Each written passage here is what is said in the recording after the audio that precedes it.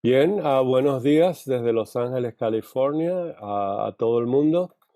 Esta es la reunión número 60, parece mentira, ¿verdad? 60, ese es un número mágico. Eh, y más de un año, ¿verdad? Más de un año en número de reuniones.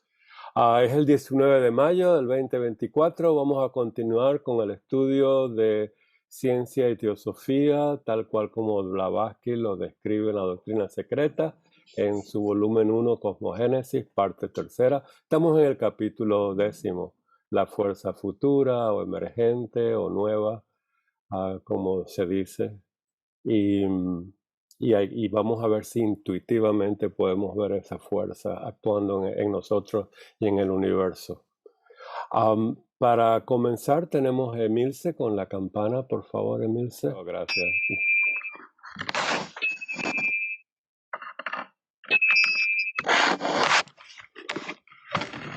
Muchas gracias, muchas gracias.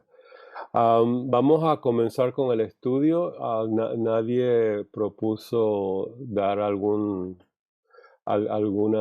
conferencia o presentación como en algunas pasadas. Recuerden que cuando tengan a un tópico, aunque sean 5 minutos, que quieran presentar de algo que hemos cubierto o por cubrir, este es un foro donde lo pueden presentar mientras sea teosófico de algo cubierto o por cubrir y que pertenezca a ciencia y teosofía. Están todos bienvenidos, ¿verdad?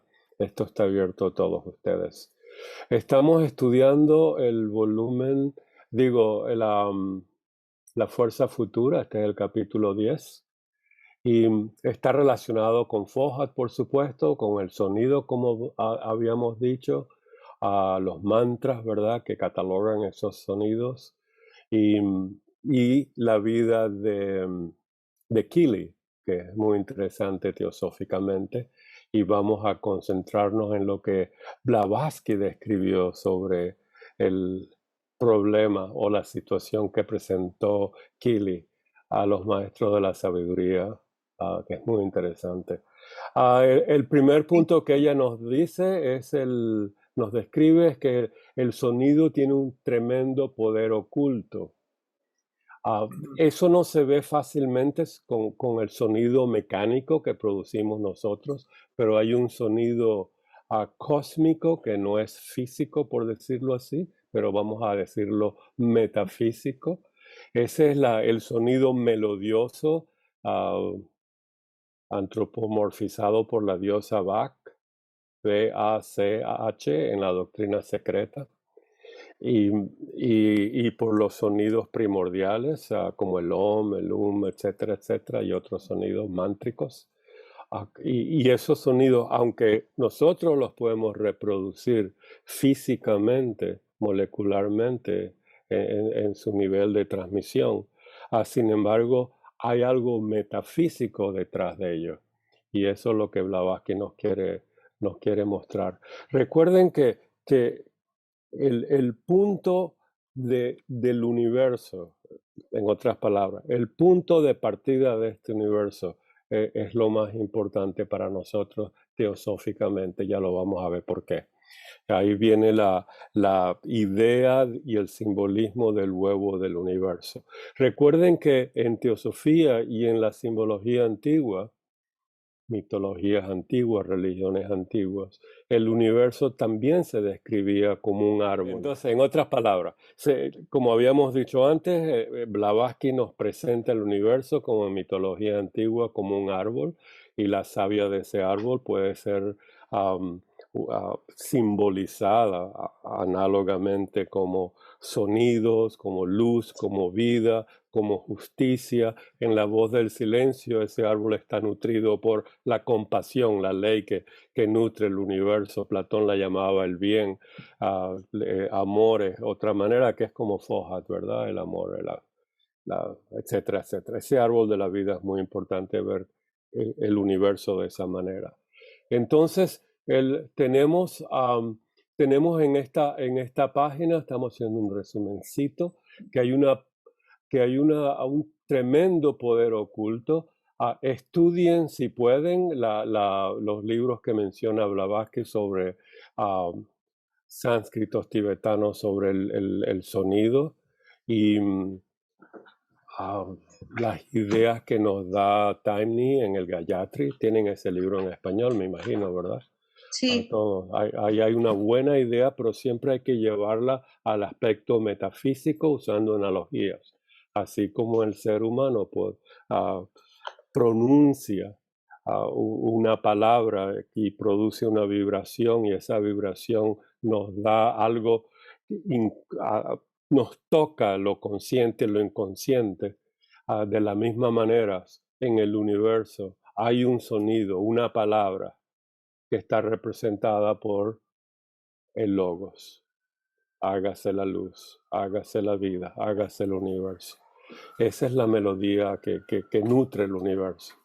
Entonces nos dice ella es una fuerza estupenda cuya potencialidad más pequeña cuando se dirige con conocimiento del oculto no podría ser contrarrestada, etcétera, etcétera, etcétera. Un poder extraordinario. En nosotros, por supuesto, tenemos que moralmente cuidar lo que decimos. Cuidar. Somos un logos. Si decimos algo que daña, que hace sufrir a la gente, vamos a producir ese karma, esa vibración negativa que vamos a tener que el karma es un poder equilibrante. Hay que tener mucho cuidado con eso. De la misma manera, si podemos producir una acción metafísica con ese sonido, si lo pudiéramos hacer, no con la voz física, pero la voz física a veces es un instrumento de la voz metafísica, igual que no podemos ver las ideas con nuestros ojos físicos, pero usamos la palabra, lo estamos estudiando en Platón, ¿verdad? La palabra, la vista interna, la vista de la contemplación, etcétera, etcétera, pero otros planos de conciencia o otros planos de actividad. Entonces, Blavatsky está desarrollando este tema y nos habla del sonido, el sonido, etcétera. Y aquí es donde ella dice por haber sido salvada de la muerte 3 veces por virtud de ese poder. A la escritora bien puede concedérsele que conozca personalmente algo del mismo. Eso está relacionado también con el mal de ojo, está bien descrito en Isis sin velo, ahí tienen muchos ejemplos de esta parte. Y ahora nos lleva a... Y recuerden que habíamos hablado de las tres muertes. Y les pedí, Rodolfo habló de tres y todo el mundo tiene sus ideas de esas tres. Recuerden que no es a punto de morir, sino muerte, salvada de la muerte por medio del poder del sonido, ¿no? Entonces nos habla de Kili, John Worrell, por aquellos que no saben inglés, mira, así se pronuncia, John Worrell Kili. Y si lo pronuncian diferente, vale, no importa. Yo no sé decirlo en inglés de todas maneras. Ese World, no sé si es así. Keely, yo creo que es Keely, de Filadelfia. Yo tengo una diapositiva aquí que muestra un poquito la vida de él. Oh, esta es la famosa acción de la compañía. La estaban vendiendo hace unos años a $90 cada una. Esto ya no existe, ¿verdad? Yo casi la compro hace unos años, pero cuando la volví a ver ya era bastante cara, casi la quería tener así en la pared, ¿verdad? Pero no, vale demasiado. John Keely, esto es de Wikipedia, lo traduje por el chat GPT, que lo estoy comenzando a usar. Me evita pensar mucho, investigar mucho. Dice que nació el 3 de septiembre del 37 y murió el 18 de noviembre del 98. Blavatsky murió en el 91. Pues para tener la idea, ¿verdad? Que cuando ella estaba escribiendo todavía estaba vivo. Y entonces hay mucho por investigar sobre ellos si les gusta. También después de su muerte, en la revista de Theosophical Review, este señor A.M. Glass escribió un lindo artículo sobre Keely, ya después de su muerte. A la muerte de Keely, unos meses atrás, taca, taca, taca. Y entonces él describe la parte de la gente que trabajó con él, o que dijo Blavatsky, y etcétera, etcétera. Busquen esto al que le interesa, no los voy a aburrir con mucho de lo de Keely si no les importa. Hay bastante en esa época de Keely, pero nos vamos a concentrar mejor a lo que dice Blavatsky y lo que refleja Blavatsky de los maestros. El vocabulario que usó Keely es muy interesante y ese es el vocabulario que va a emplear Blavatsky a menudo y sobre todo al final de su vida en sus instrucciones esotéricas, ya lo vamos a ver. Entonces, continuamos. Dice ella, ruego ahora al lector. Ok, ya habíamos leído anteriormente que Blavatsky escribió aquí que aunque ella había pronosticado el fracaso de todo esto, ¿verdad? Por algunos ocultistas, recuerden, ocultistas con la mayúscula son sus maestros. Nosotros somos estudiantes de ocultismo. Entonces ella dice, si se hubiera permitido aquí, y ahí me llamó mucho la atención la palabra hubiese permitido, porque los maestros en las cartas de ellos dicen que ellos no interfieren. ¿Se acuerdan de eso? En el karma personal no hay interferencia. Y no tengo aquí el número de la carta, pero si alguien la tiene o la sabe o tiene la cita completa, ah, la pueden decir o poner en el chat o en el WhatsApp. Entonces, los maestros han dicho esto. Sin embargo, aquí se ve otro lado de la moneda. Y ese lado de la moneda es muy interesante porque tiene que ver con un poder que no ha nacido todavía, no se ha producido, que está naciente. Es un nuevo poder que va a tener una fuerza, que va a tener el ser humano a su disposición en un futuro y es terrífica.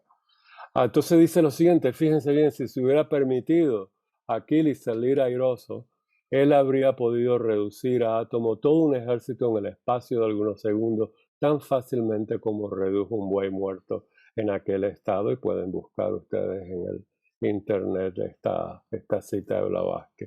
Lo que es interesante es reducir a átomos un ejército. Eso ya lo hacemos, ¿verdad? Con las bombas nucleares, termonucleares de hidrógeno, ya hacemos eso. Fíjense que han permitido al ser humano a llegar a canalizar ese poder. Por supuesto que usamos ese mismo poder nuclear, por decirlo así, para radiaciones, para curar cánceres. O mejor dicho, no curarlo, pero quemarlo, y etcétera, etcétera. Ustedes saben lo que yo digo. Hay tres maneras que a los doctores les encanta trabajar con el cáncer, que es la radiación, la quimo y la cirugía, ¿cierto, verdad? Y entonces aquí había algún profesor en la Universidad de UCLA que decía que hay que sonreírle al cáncer y se puede curar, pero no me acuerdo el nombre de él, es un nombre simpático. Dice ella entonces, ruego ahora al lector que preste cierta seria atención a esta fuerza acabada de descubrir, que él le ha dado el nombre de fuerza o fuerzas interetéricas. Esta es una palabra muy interesante porque la palabra etérica prácticamente Blavatsky la popularizó en el mundo, ¿verdad? Y entonces él la va a usar. Y la va a usar de una manera muy interesante, y ya la vamos a ver. En la humildad opinión de los ocultistas, así como de sus amigos íntimos, el señor Keely de Filadelfia estaba y está aún. Recuerden que ella escribió en el 88, él murió 11 años después. Está aún en el umbral de uno de los mayores secretos del universo. Esto jamás lo llevó a cabo. Principalmente de aquel que está fundado en el misterio de la fuerza física y el significado esotérico del huevo del mundo. Aquí la pregunta es, permíteme terminar el siguiente párrafo. La filosofía oculta, estamos hablando del huevo del mundo, ahí me voy a referir. La filosofía oculta, considerando al cosmos manifestado. Imagínense, estamos imaginándonos esto, ¿verdad? Para no tener que dibujarlo en una pizarra. Me dijeron que no dijera pizarrón. Considerando al cosmos manifestado y no manifestado como una unidad, simboliza el concepto ideal del primero en un huevo del mundo con dos polos. ¿Qué tiene esto que ver?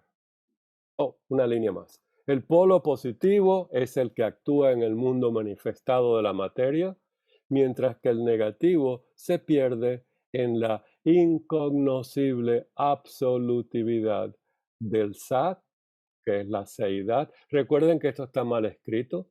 En inglés siempre Blavatsky usó el verbo be y la terminación nes. Be-nes. En español está mal traducido porque recuerden que una de las cosas más difíciles de estudiar la teosofía en Blavatsky en español es la pérdida, y perdonen, esto no se ve muy claro, la pérdida de la idea de lo que ella está hablando. Esa idea es platónica y las ideas de Platón vienen con la idadness en inglés. Recuerden eso.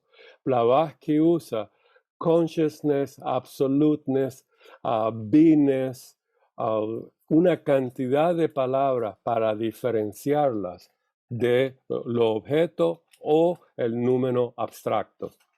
Y esto es importantísimo, por favor, no pierdan de vista la palabra que termina en idad. Esto tiene un guión. En inglés, en español sería ser idad, la idea del ser, abstracta, absoluta de la idea del ser. Eso en budismo es sunyata, no tiene relación con nada, no es ser, por lo tanto, como decir mi ser inferior, mi ser superior, mi yo inferior, mi yo superior. Los budistas dicen que eso es ilusión. En Blavatsky, recuerden, el ser, la idea del self, todo capitalizado, es lo absoluto, el espacio vacío, aquello que está incondicionado, aquello que no depende de nada, que no es raíz de nada, que no es nada, y al mismo tiempo es omnipresente, eterno, etc. ¿Lo ven? Sí. Entonces recuerden que esto es muy importante, la parte de la idad, no lo pierdan de vista. Y en inglés, cuando ella usa consciousness, absoluteness, beingness, etc., darkness, está hablando de la cualidad, a menos que en su gramática lo considera como el sustantivo, ¿verdad? Como un objeto. Bueno, entonces, la pregunta que debemos hacerlo, porque estamos estudiando algo metafísico, es ¿por qué ese misterio de las fuerzas físicas y el significado esotérico del simbolismo del huevo del mundo están unidos? ¿Qué tiene que ver la idea del huevo del mundo como simbolismo con fuerzas metafísicas? A ver, yo, Hermano. soy Isabel, estoy pensando todo el tiempo en el OEAOO, Oh, que yeah. sí, que ella dice, se puede nombrar porque como la combinación de sílabas no la dominamos, pues Ujú, no, porque esto es la representación del uno, ¿no? Sí, el del no manifestado. Entonces, exactamente. imagínate el poder, ¿no? De esto, y eso Ujú, está en relación con el sonido, con la combinación de las sílabas, cómo se pronuncian estas sílabas. Ahí es exactamente. donde, porque entonces también tenemos la otra historia más próxima de que los mantras también tienen un ritmo y una pronunciación, ¿no? Yo estuve pensando en el OEAO y entonces Gracias. aquí aparece el pueblo del mundo. Está lindo eso, está lindo eso. El, Mm, el, y tienes mucha razón. Y vamos a construir sobre eso la siguiente idea. El universo, ese Oahu, el mayor, la estancia 3 sí. mm, Porque hay un mayor y el menor, primer logos, tercer mm, logos, ¿verdad? Ese es el punto en el círculo. El círculo es el huevo, el punto es el germen, ¿verdad? Estamos en el proemio. mm. Entonces, en ese punto va a haber una melodía, va a haber un sonido primordial. Y ese sonido primordial, porque antes de eso estábamos el universo, que es eterno y periódico, está en Pralaya. ¿Estamos todos ahí? ¿Todos entienden lo que es Sí, Pralaya? Sí. Si alguien no entiende, por favor, levante la mano y explico. Los elementos son muy importantes de estudiarlos. Entonces, el universo está en Pralaya. Eso significa el universo está en reposo. ¿Bien? El universo también tiene su cualidad eterna, omnipresente, y no se puede pensar sobre ello, ¿verdad? Pero en su aspecto periódico, comienza el proemio describiendo el universo en Pralaya, y ese universo en Pralaya está simbolizado por un disco, un huevo con el germen en el centro, el punto central. Fíjense lo que va a ocurrir. Blavatsky llama a ese punto el primer logos inmanifestado, bien dicho Isabel, muchas gracias, inmanifestado. ¿Cómo se manifiesta? ¿Qué poder hay en el universo? Que el universo estaba pulsando, eso es una vibración, ¿verdad? Un sonido, pero estamos en reposo, estancia 1, ¿verdad? Estancia 2. Está pulsando y de pronto comienza una melodía. Hay un punto de inflexión de Manvantara a Pralaya, de Pralaya a Manvantara. Esa fuerza que mueve, ese sonido, esa vida, esa luz, que mueve ese rayo primordial, que mueve ese punto central, ese punto laya, ese punto neutral, y a eso es donde va a hablar Vázquez ahora. Si uno lo puede ahora llevar análogamente a un ser humano y el ser humano lo puede trabajar, ¿se imaginan el poder que tenemos? Eso es lo que la voz del silencio llama, que la séptima paramita, prajna, transforma a un hombre a un dios, de un hombre a un dios, algo así, ¿verdad? ¿Lo ven? ¿Se acuerdan? Ese poder mántrico de poder producir, hágase la luz, y el poder unir átomos en moléculas con una idea preexistente en nuestra mente, con el poder de voluntad. Ese poder de voluntad, esa fuerza de voluntad, está tan bien descrita en Isis sin velo. Si no la han estudiado, la podemos ver en un futuro. Las citas en Isis sin velo, de cómo trabajarlo, en qué chakra trabajarlo, cómo proyectarlo, todo eso está en Isis sin velo. La verdad es una belleza como ella describe ese poder de voluntad de una persona. Entonces, te imaginas que ese poder de voluntad, trabajado como una melodía universal, ese universo que está en Pralaya, la materia precósmica, de pronto, ¿qué ocurre? Amanece. Y eso lo llamamos Big Bang, porque eso ya es una palabra tan popular, no se puede ni contradecir, ¿verdad? Pero eso es una hipótesis, ¿verdad? En el sentido de que Teosofía dice que todo el universo al mismo tiempo que es infinito, de adentro hacia afuera, de adentro hacia afuera, apareció, emergió de su estado de reposo. Todo el universo. Eso es muy interesante, ¿verdad? Y la idea de que es puntual en un sitio, Blavatsky dice, le digo, la teosofía dice que eso no es cierto. Ah, eh, ella no sabía del concepto del Big Bang en esa época, ¿verdad? Pero nos dice que todo punto en el universo se manifestó. Ahora, manifestar no significa físicamente. Se manifestó de un aspecto septenario, 7 zonas, 7 regiones, 7 planos de actividad, ¿verdad? Entonces, ¿cómo podemos ver eso? El huevo del mundo, y entonces, ¿a dónde nos lleva Blavatsky? La idea de esa fuerza que nos va a hablar Blavatsky, que la pensó y estaba tratando de canalizarla a Kili, y le dijeron, no, no vas a poder.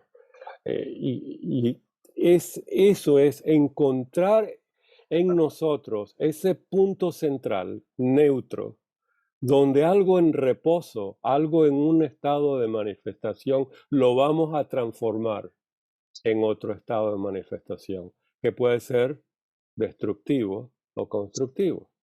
Hay una fuerza que nos está explicando Blavatsky. Esto es lo que tenemos que saborear en este capítulo.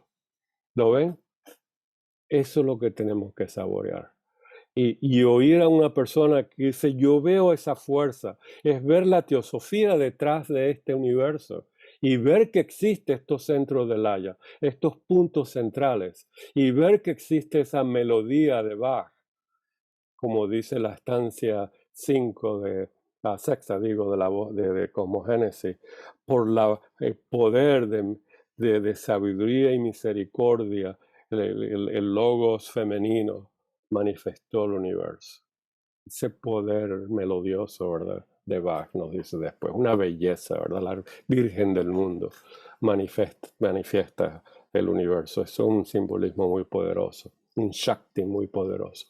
Ahora bien, ¿cómo hacer magia? De la misma manera.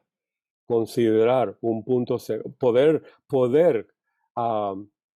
concentrarse manásicamente. Recuerden como lo que vimos en la clave de la teosofía, manas nos lleva al centro de las cosas y el buddhi a explotarlo hacia afuera. Que ese mana, poder concentrar dharana, ese punto central, saber cómo trabajarlo, eso es que una persona se transforme en un dios, por decirlo así, en un adepto. Tener esa fuerza mántrica. Si yo tuviera esa fuerza mántrica en este momento, yo podría decir, hágase pelo en Carlos. Y el pelo se produce en Carlos, ¿verdad? Pero como no me puedo meter en ese karma, ni tengo idea cómo hacerlo, no va a poderse hacer, ¿verdad? Pero ese sería un lindo ejemplo, ¿verdad? Pero fíjense bien el poder. Ahora, hay ejemplos en toda la historia de la humanidad de personas que han tenido ese poder mántrico. Y aquí nos va a explicar Blavatsky entonces cómo Kili se acercó a ellos y no le permitieron hacerlo. ¿Entienden? Eso es lo que está pasando. Entonces, habíamos visto, entonces dice ella, entonces, fíjense bien, cuando la idea del huevo del oro, el huevo del mundo, ¿dónde aparece en el premio por primera vez? Ya se los dije, la idea del punto en el círculo. O sea, la primera imagen simbólica de la doctrina secreta. El universo en reposo, el punto dentro del círculo, en un fondo oscuro, es también simbólicamente el huevo del universo con el germen central. ¿Estamos bien? La raíz de todo. Ahora, inmediatamente que tenemos, esto es la visión, la imagen que Blavatsky quiere. Mercedes, sí, por favor. Vale, es que se me iba. Precisamente hoy en el instituto estábamos con todo este tema y de la manera como lo hemos ido viendo, a ver si tú me dices a ver qué, este huevo, una cosa es el inmanifestado y otra cosa es el manifestado. Cuando dice en aquel momento, cuando dice el huevo del mundo, está hablando del manifestado, no está hablando de Claro. lo que estás diciendo ahora. Por eso lo digo, que todo depende del contexto. Exactamente. O sea, naturalmente es como el triángulo. Hay Claro. ese que sale y vuelve, que hace el triángulo, y luego hay el triángulo cuando ya estamos en lo que empieza la manifestación. O sea que todo se va volviendo a repetir, como si dijéramos, como pasa ahora que hablan, ¿no? De que van habiendo, ¿cómo se llama en el universo lo que se va repitiendo todo igual? Tú dices ciclos. Isabel lo dice. Fractal. Eso, los fractales, fractal. los fractales, que bueno, lo Okay. podemos decir de muchas maneras, pero Claro, a claro. nivel de simbolismo, Ajá. lo que es arriba es abajo, pero aquí es lo que es de dentro es afuera. O sea, Exactamente. lo que pasa antes de la manifestación, a esto que estabas diciendo que era antes de la manifestación, lo mueve para que empiece lo que va a ser la manifestación, que luego volverá a ser. Lo digo más que nada porque, como ves, aquí pone huevo del mundo, huevo de oro, y luego nos habla de los dos polos y todo esto, Ya pues estamos en hoy el lo universo estábamos hablando manifestado. también y nos dábamos cuenta que el que se estaba refiriendo era el que podemos decir, que incluso le hemos dicho filosófico, para decirle un nombre que no, Claro, que era claro. antes de, más que nada por eso, porque hay muchas maneras Gracias. en que... Ahora recuerda, el simbolismo del huevo, o mejor dicho, el huevo simboliza el universo. Entonces hay un huevo eterno y hay un universo eterno. Hay un huevo periódico y de eso lo que está en este momento describiendo, ¿verdad? Yo lo Exactamente. remonté al proemio donde ella comienza con el huevo en su estado eterno, que es el círculo sin el punto en el fondo oscuro. Ese es el huevo eterno, ¿verdad? Pero cuando uno lo observa y lo contempla, como dice Platón, es la idea del huevo. Lo único que esa palabra en español suena muy fea, con la idad, huevidad, eso es algo que ni Bueno, pero Blavatsky no quiso pasa nada. decirlo, No ¿verdad? pasa nada. Eguidad, egness, Sí, ¿verdad? sí, Esa es sí. la idea, ¿verdad? Entonces tenemos un huevo eterno, que es el círculo en el plano oscuro, y tenemos el huevo con el punto que comienza la idea de la manifestación. ¿Está bien? Vale, vale. O sea, Muchas en los dos. gracias. No, no, gracias a ti por la aclaración, porque ahí es donde vamos. Tenemos a Elsie y Pérez, bienvenidos. Gracias, igualmente de verte, encantados, y a todos. Quería, en esto que estaba hablando ahora mismo, que se estaba diciendo ahora mismo, que lo inmanifestado pertenece a la primera creación, ¿no? Y lo no manifestado ya es la segunda, tercera, bueno, hay varias varias creaciones. Emanaciones. No. Bueno, sí, también emanaciones, El ¿no? proceso de manifestar el universo, sí, es la Claro, emanación, sí. la emanación. Sí. Podríamos decir que hay 7 huevos, ¿verdad? Por Sí, más o decirlo menos. así, ¿verdad? Pero por analogía podemos decir que el sistema solar es un huevo también, el planeta es un huevo también, el ser humano también es un huevo, y ahí es donde vamos. Así como el huevo de oro, el huevo del mundo.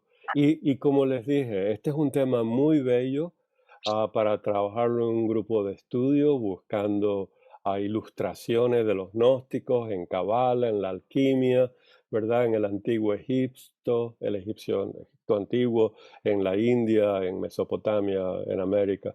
Este huevo del mundo. Y leer la estancia 3 de cómo comienza, ¿verdad? Sale el rayo y toca el huevo eterno, es el huevo de virgen, etcétera, el huevo del mundo. Y verlo y diagramarlo y dibujarlo, aquel que tenga inclinaciones, porque son las ideas que estamos trabajando, ¿verdad?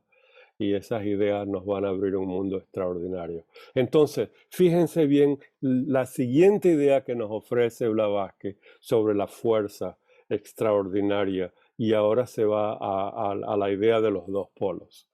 Entonces, cuando tenemos el huevo del mundo, el huevo del planeta como un huevo, el sistema solar, ahí tenemos un mundo magnético fenomenal, y lo mismo en un ser humano. Recuerden que la forma natural de un ser humano es un huevo, es el huevo áurico, como está descrito en las instrucciones esotéricas del grupo interno.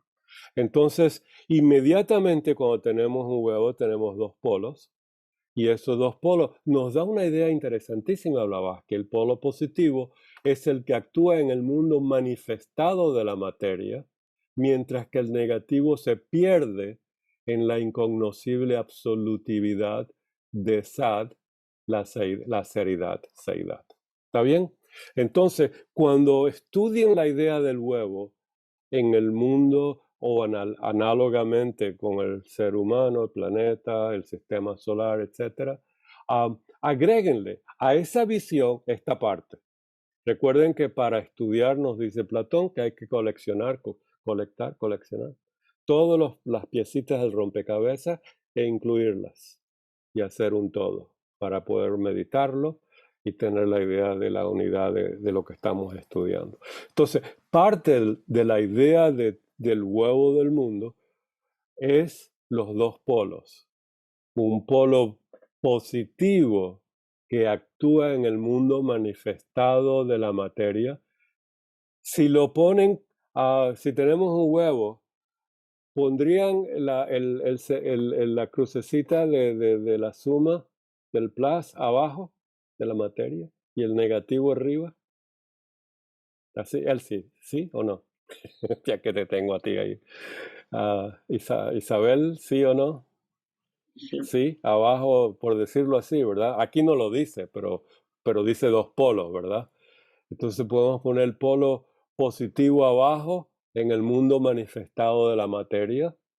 Recuerden que la idea del huevo es el dibujo por excelencia de Blavatsky de Blavatsky en las instrucciones esotéricas, ¿se acuerdan? Y de los grupos, del grupo interno. Fueron dos estudios diferentes. Y entonces ahí hizo la analogía entre el universo y el ser humano de una manera extraordinaria. Si lo quieren ver algún día, lo podemos estudiar también. Etcétera, etcétera. Tenemos dos manos, Adela, Carlos y Emilce. Sí, que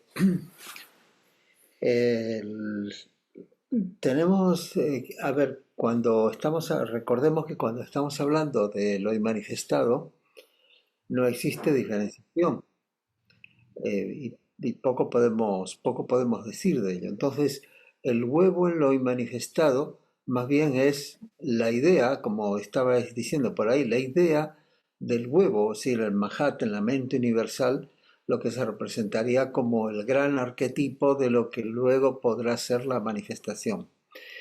Y otra cosa, se me ocurría también que, claro, a veces las analogías o los símbolos tienen también digamos, una limitación, y es que nosotros intentamos llevarlo digamos, a lo que conocemos concretamente y puede perdernos. En un huevo, claro, decimos dos polos, y tiene dos polos, y entonces lo identificamos con la parte superior, la parte inferior, y como recién decía, si le ponemos el más arriba o abajo, ¿no? Como si fuera una pila. Pero ¿qué pasa si recordemos que el huevo tiene algo diferenciado que es la yema, un núcleo, tiene la clara, la sustancia intermedia y la cáscara que delimita lo que es el huevo. Entonces, ¿qué pasa si pensáramos, y esto se me está ocurriendo ahora, que el polo positivo del huevo es el punto dentro del círculo, porque ese es el primer logos que está en lo manifestado, es la idea, el germen de la manifestación, como dice Blavatsky en el Proemio. Y ese es el polo negativo, sería, ¿no? El que se pierde con el manifestado. Y luego el círculo que está alrededor, que sería la cáscara del huevo, sería el que está en la materia, es decir, el que delimita lo que va a ser el universo. Delimita también es un término que hace una idea de que es un espacio, pero no es realmente un espacio, sino un estado, ¿verdad? Algo que aquí las ideas se nos quedan, las palabras y metáforas y todo se nos quedan muy cortas. Claro, claro. Pero no sé, eso se me estaba ocurriendo. Muy interesante. Lo único que vamos a indagar o mejor a investigar la idea del punto en el huevo, ¿verdad? Que es la yema del huevo, la clara y la yema. La estancia 3, y la acabo de leer para ver las palabras, dice que en la estancia 3 describe cómo emergen las mónadas de su estado de absorción dentro del uno, que es el punto, el germen o la yema del huevo. Las mónadas están saliendo, por decirlo así, emergen, ¿verdad? Emanan o saltan alegremente hacia un universo que se va a manifestar. Entonces, en mi mente, esa gema del huevo es análogo al punto en el círculo. Ese punto es análogo al número 1, y ese 1 es la unidad donde están todas las mónadas, que es la parte abstracta de los principios humanos. O sea que es interesante esa parte, así que habría que trabajarla también con lo que nos dice la doctrina secreta, para incluirlo todo, ¿sí? Martín, fíjate una cosita más, que siguiendo con la metáfora del huevo, que el huevo inicialmente es una sola célula. Ah, qué lindo. Es una sola célula, porque es el núcleo, es la yema y todo lo demás es la parte de la célula y la membrana es la cáscara y todo esto. Pero resulta que esa célula, si el huevo está fecundado, esa célula se va dividiendo y se va convirtiendo en muchas células que son las de la cría. Qué lindo. Ahora, yo me acuerdo en tu presentación hablaste de varios tipos de células. Por ejemplo, un paramecio no es como una célula del huevo, ¿verdad? Tiene una estructura diferente. Hay células con diferentes estructuras, ¿verdad? No todas son iguales. No Hay sé si te órganos. acuerdas. Sí, Dime. las estructuras de las células, lo que tienen las células son orgánulos, ¿no? O sea, partes que se realizan distintas funciones. Ujú. Eh, no sé, la verdad es que no sé en el caso de un huevo, que es una célula especial, Grande, vamos a decirla. es grande, pero además que tiene una función específica de reproducción, ¿no? Claro, Eh, claro. y no sé exactamente qué orgánulos hay ni Ujú. cómo funcionan, ¿no? Nunca Ok. lo he analizado, lo he estudiado eso. Pero sí, evidentemente, ahí partimos del uno al muchos y Ujú, ujú. se hace justamente, se podría decir que por emanación, porque es por reproducción Claro. del propio uno. La única diferencia es Ujú, que, como dice en el Bhagavad Gita, Krishna le dice a Arjuna, dice, sabe que con un átomo de mi ser he establecido el universo y sin embargo permanezco. Pero aquí en la metáfora del huevo que ujú. va progresando para hacer el nuevo ser, la célula original desaparece porque se convierte Claro, en... claro. Esa es la diferencia. Sí, sin embargo, recuerda, teosóficamente, la idea del huevo continúa en ese huevo que va a manifestar a una Claro, gallinita en el futuro, ¿verdad? O claro. sea, la idea es eterna, periódicamente va a aparecer y desaparecer. O sea, y eso es lo más difícil de la teosofía, que las personas acepten y intuitivamente que cuando hablan de algo, al mismo tiempo la idea es eterna, la abstracción es eterna. Y eso es una de las enseñanzas más poderosas de Platón, más iluminantes, porque si no uno no puede, uno se pierde en la naturaleza cambiante, y eso es lo que los budistas no quieren que uno haga, ¿verdad?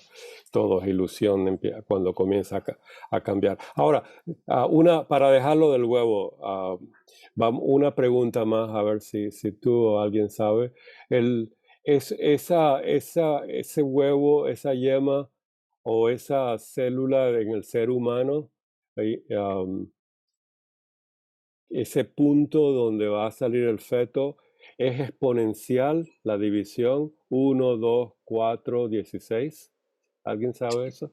Sí, sí, Esa es la Seguro, seguro que sí. 1, 2, 4, 16. sí, Qué es así, lindo, ¿verdad? duplicando. A partir del óvulo fecundado, Exponencialmente. comienza ¿cómo se llaman? Blastómeros, creo que son los... No, yo no sé biología mucho. Pero bueno, está bien, eso hay que mantener en cuenta esa numerología. Tenemos a Emilce, Enrique y Merced nuevamente. Gracias, Carlos. Emilce. Sí, una pregunta. Este huevo es ya la manifestación de la dualidad, porque al tener los Ujú, dos polos, y ahora yo también pienso que, claro, siempre tenemos que ir de lo más grande a lo más chico, porque yo decía, para lograr entender esto, esta polaridad positiva y negativa tendríamos que ir al revés. O sea, desde ujú, el fotón, que es el que va a ser el generador, que es la energía, desde el fotón al quarks, al átomo, a la ujú. molécula y a la célula. Ok, ok. Pero claro, siempre uno va de lo más grande a lo más chiquito. Claro, claro. Ah, sí, pero Pero eso es un modelo simbólico, claro, ilustrativo que uno tiene. Por ejemplo, entre la ilustración que yo di del huevo, que así interpreté a Blavatsky con dos polos, y la ilustración de Carlos, donde lo de afuera es un polo y el punto central es el otro polo. Son dos modelos para explicar lo mismo, cada uno aporta una partecita de la solución que intuitivamente uno tiene que asemblar, ¿verdad? Y ver la, lo iluminante de saber que el huevo como símbolo de la manifestación del universo aporta para el estudio de la teosofía, del ocultismo, etcétera, etcétera. Eso es muy interesante, ¿eh? Entonces, cada modelo que les aparezca en la mente, trabájenlo y llévenlo a una realidad que lo puedan comprender con las palabras que estamos estudiando, ¿verdad? Si se acercan, está bien. Si llegan a una contradicción, quizás está mal, ¿verdad? Gracias. Enrique. No, gracias a ti. Sí. Enrique. Era en relación al huevo, ya para terminar con el tema del huevo. Ok. Normalmente hay huevos en la naturaleza que son huevos sexuales que necesitan la otra parte para completar sus cromosomas, y el tipo de división que tienen es meiótica, y la otra división, que es la clásica, es la mitótica. Los dos tienen 4 fases. Desde la prometafase hasta la telefase o anafase, son una serie de pasos que tienen que hacerse. Se separan los cromosomas para que los otros cromosomas se pueda completar. Eso es en relación a lo que hace la biología. Al final, todo eso está lleno de átomos. Y al final, esos átomos tienen también sus principios ocultos, no nada más los principios que pueden verse. Y bueno, eso es en relación al huevo. Entonces, el huevo, tú preguntabas si tiene una división exponencial o sí. Una vez que el huevo sexual ya se ha completado con sus 46 cromosomas, hablando del humano, en ese momento empieza una división. Y tiene sus nombres. Empieza con mórula, monérula, etcétera. Va cambiando y cambiando y se va reproduciendo. Luego salen las somitas, que son otra vez las células germinales a partir de las cuales va a surgir pues, la médula espinal, el cerebro, prácticamente todo, y así es como se va completando poco a poco esa semilla, que es el huevo, hasta que está listo para salir. No está totalmente completado, pero está listo para salir, como sabemos, después de las 40 semanas. Entonces, ese es en relación a lo que estaban comentando. Pero hay más temas del huevo y del átomo incluso. El átomo de oro o el átomo, no me acuerdo cómo le llama Annie Besant, que le pone una divina medida, que es el átomo a partir del cual se va a hacer toda la reproducción en el nivel atómico, ya no en el nivel huevo, sino en el nivel atómico, hasta formar la semilla. Y luego viene una reproducción ya de la semilla hasta formar al ser. Y luego viene la contracción del ser, conservando siempre el átomo vital, o como se llama. Es bastante complejo ese tema, porque luego te lo explican de diferentes formas y es como muy difícil rastrearlo. Bien, parece que Taimni lo pesca muy bien lo trabajó. Bueno, eso es un tema muy, muy interesante, ¿verdad? Y había que trabajarlo, ¿verdad? Al que le guste la simbología con el huevo. La biología de este tipo. Sí. Gracias, y luego Enrique. muchos errores, porque en el caso del huevo normal se supone que tienes el fósforo orgánico y el inorgánico para formar el ATP. Entonces se piensa en biología que a través de la cadena citocromo oxidasa que está en la membrana de la mitocondria es donde se realiza cuando se hace orgánico el fósforo inorgánico. Y dice Blavatsky, pues no, todo es orgánico. O sea, es una franja que han puesto los científicos, pero en realidad todo tiene vida, o sea, todo es orgánico. Sin embargo, así se estudia. Así lo estudias y así lo aprendes, y lo aprendes con eso en la cabeza, y eso te dificulta luego entender el ocultismo, porque el ocultismo va quitando esas barreras que han sido creadas por el intelecto. Es muy interesante. Sí, a mí me encanta toda la parte de biología molecular. Estudié mucho eso, que no sabía yo cuando terminé medicina para dónde iba a girar. Bueno, sí sabía que iba para psiquiatría, pero me gustaba mucho a la teosofía. A la teosofía ibas a ir. Tenemos a Merced. Biología molecular. Gracias. Tenemos a Merced y a Diana. Merced, por favor. No creo que haga falta, porque yo iba totalmente para más abstracto todo, y se está haciendo todo ya muy concreto. No, pero podemos volver vale a lo abstracto. Podemos volver a lo abstracto. Eso Hombre, pero es que entonces es como que vamos a... No, vamos hacia arriba, ¿verdad? Sí. Bueno, yo me iba precisamente a lo que tenemos aquí en el escrito, ¿no? Que nos dice aquel en que está fundado todo el misterio de las fuerzas físicas y el significado esotérico del simbolismo del huevo del mundo. Entonces es cuando nos dice que, considerando al cosmos manifestado y no manifestado, o sea que ha habido un momento en que se ha hablado de que había la dualidad. En este caso estamos viendo que desde la unidad siempre hay los dos factores, pero que naturalmente no es el sexo, sino que se necesitan estas dos, que se puede hablar a nivel de electricidad, ¿no? Que no puede haber, si no hay no puede haber corriente si no hay el polo positivo y el polo negativo. O sea, en ese sentido fojático, vamos a hablarlo, o con foagitiez, con la ez final, ¿no? Ese principio, pues está desde el principio, lógicamente. Entonces, la única cosa con el tema del huevo, a mí me viene, es lo mismo que lo de que el punto está en todas las partes, y el círculo en ninguna.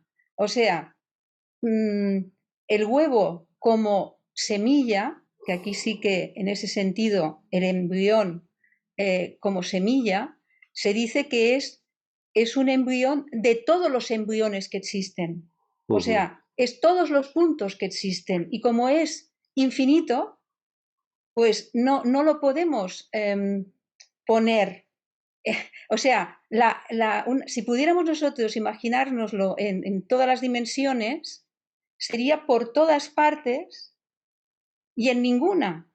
Entonces, por eso cuando lo veo todo tan... para hacer el símbolo me refiero, ¿no? O sea, el símbolo del huevo, que si es la yema y si es todo esto, es que no lo acabo de ver porque en el sentido, sí que es, claro, porque es una semilla y se dice incluso que en la semilla del loto, dentro de la semilla he leído que había hasta como la hoja, como si fuera lo que fuera la hoja, ¿no? Hay una plantita en miniatura. Exactamente. O, por ejemplo, lo que han dicho del ser humano. En el ser humano empieza, pero luego va haciendo todo el proceso, pero hasta que no está todo hecho no sale. Entonces, aquí sí que lo del ser humano lo veo muy más factible que las otras comparaciones o analogías. Porque dentro de lo que estamos hablando, de ese punto, Laia, o de ese punto que también llega a hablar, que es el átomo, que es matemático, ese punto matemático oculto, en ese sentido sí que está todo, la idea, como dice de Platón, de todo lo que es el Madvantara que va a venir, ¿no? O que se va a hacer. Claro, ahí está el plan, sí. Pero bueno, es solamente para filosofar Bueno, un son poco. ideas que ves cómo llueve la mente, es una lluvia de arriba que nos inspira este tema. Gracias, Mercedes. Diana. Y esta es la última sobre este tema para continuar. Diana, por favor. Sí, no, que me llamó mucho la atención la explicación de Enrique Rey, aunque internamente me parece que capto más la explicación de la compañera. Pero quería preguntarle a Enrique, si se puede, si se permite, en este caso, que él habló de varios tipos de huevos en la biología. Entonces, que la ciencia ha determinado que hay diferentes tipos de huevo, pero que si él, en todos sus estudios y conocimientos, encuentra este punto en común del que Blavatsky nos habla. No sé si se puede hacer esa pregunta. Bueno, mientras no sea una tangente muy larga, Enrique. No des una conferencia, por favorcito. Di la idea concreta en 3 palabras, por lo menos. Dale, Enrique. No tengo idea, 3 palabras. No, pero creo que es interesante lo que comentas. Mira, en la historia de la ciencia y la biología no está ajena a esto. Siempre se busca un bottom line. El bottom line es punto de partida. Y entonces, porque a partir de ese se desarrolla todo, en todas las ciencias, en la sociología, en todas se busca el bottom line. Al principio se pensó que el bottom line era el huevo en sí, luego se vio que el huevo en realidad había células que no tenían núcleo, entonces estaban los eucariotes y los protocariotes. Y los procariotes y eucariotes fueron el nuevo bottom line. Pero luego hacia atrás vimos que habían coacervados, y los coacervados no tienen, ni siquiera son células. Y hacia atrás, entonces, sí me explico, hasta que llegamos al átomo. Y luego resulta que el átomo tampoco tiene un bottom line porque también tiene partículas subatómicas, leptones, fermiones. Y vamos hacia atrás hasta llegar a una partícula que a veces está y a veces no está, que es el bosón. Entonces hay nuevas teorías de cuándo está y cuándo no está, cuándo es una onda y cuándo es una partícula. Y ya Fred sabe mucho de ese tema, si quieres hablar con él te puedo explicar. Pero entonces, al final, cuando llegamos a ese bottom line, entramos en lo metafísico. Porque ahora nos vamos a esa parte donde la partícula no está y no es partícula, entonces te pasas a lo que ya sabe Fred y empiezas a entrar en los mundos sutiles.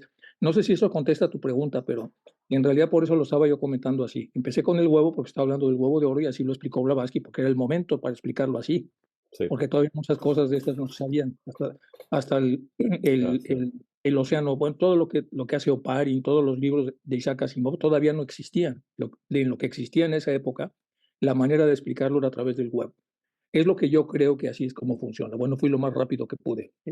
Ay, clarísimo. Martín. A pesar de no saber nada, perfecto, muy, muy claro. Estamos llegando al punto inicial de la teosofía. Gracias. Lo que te dice, gracias. Mil gracias.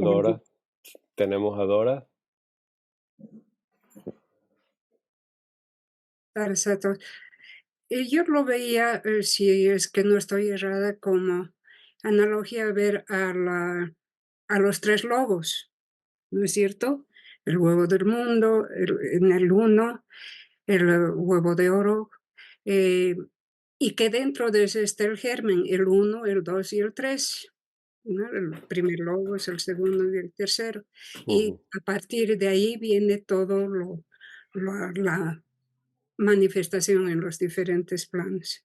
Ese era mi... Perfecto.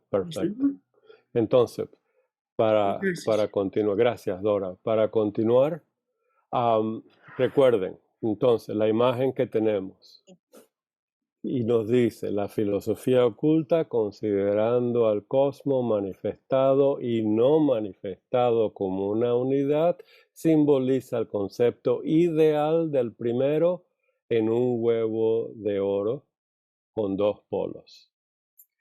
Tenemos el polo positivo, el que actúa en el mundo manifestado de la materia. Esto es lo que hay que aprender de memoria, ¿verdad? De verlo, de comprenderlo y de estudiarlo. Mientras que el negativo se pierde en la incognoscible absolutividad de Sat o la seidad. Recuerden la palabra absolutividad se aplica al universo en pralaya. No es lo absoluto. Lo absoluto no tiene cómo hablarse de ello. No se puede pensar. Es el fondo oscuro. Entonces, cuando se tiene un círculo ya con el punto en el centro, entonces tenemos el universo en su estado de absolutividad, la estancia número 1. ¿Se acuerdan? Es el estado de absolutividad per se. Entonces tenemos que de arriba hacia abajo significa de lo inmanifestado, que es en un estado de absolutividad, a lo totalmente manifestado, que es la parte más baja. ¿Estamos? Y tenemos a Marlon. Gracias, Marlon. Gracias, hermano. Rápidamente, solamente para tal vez que tengamos en cuenta el asunto de cuando ella habla de 2 polos, ¿verdad? El huevo de oro con 2 polos. ¿Qué imagen se nos llega a nosotros? ¿Qué contemplamos cuando nos habla de un huevo y 2 polos? Entonces, y uno de esos polos está independientemente de cuál sea el signo, pero ella, nos instruye diciendo que el signo positivo es el que se identifica con la materia manifestada. ¿Dónde lo ponemos? Si arriba o abajo es irrelevante, porque en ocultismo no existe tal cosa como arriba o abajo. ¿Sí? Eso no importa. Lo que importa es que hay una polaridad. O sea, hay una unidad que tiene 2 extremos, por decirlo, o sea, tratando de utilizar las palabras que tengo disponibles. Hay una unidad que tiene 2 extremos. Uno de esos extremos es positivo y está positivo relacionado con lo manifestado. Y el otro de esos extremos es negativo y está relacionado con lo inmanifestado, con lo absolutividad, con lo que no podemos describir, con lo incognoscible, con la seriedad. Eso no lo perdamos de vista. Gracias. Tal vez, o sea, a mí cuando el hermano Carlos habló del el signo positivo en el centro, ok, es válido, pero tal vez sea importante que tengamos en cuenta de que nos habla de dos polos. ¿Qué imagen se nos llega a nosotros cuando nos habla de esa polaridad? De que hay un extremo, o sea, hay una unidad que tiene dos extremos. Eso es lo que a mí me llega, ¿verdad? Entonces, uno de esos extremos está en la parte material manifestada y otro extremo está en lo incognoscible, en la quiesencia, en la quietud del espíritu no manifestado. Gracias, hermano. Gracias. Cuando Carlos presentó esa idea, yo la vi en 3 dimensiones, con un círculo arriba y el punto abajo como un cono. Y ese es el universo manifestado. Ese es otro símbolo muy clásico, ¿verdad? Que cuando se ve desde arriba es un círculo con un punto. En el centro, sin embargo, son polos.